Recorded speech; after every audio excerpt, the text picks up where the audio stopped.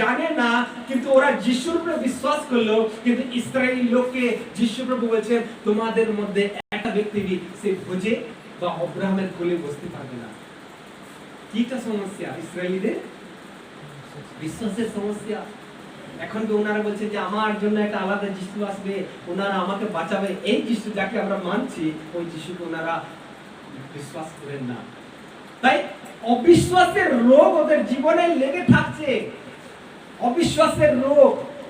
আমি বিশ্বাস করতে পারবো না, আমি এই কথাকে বিশ্বাস করতে পারি না, আমি এইরকম হতে পারে না, এইরকম করে থেকে ওই লোকরা কি করছেন?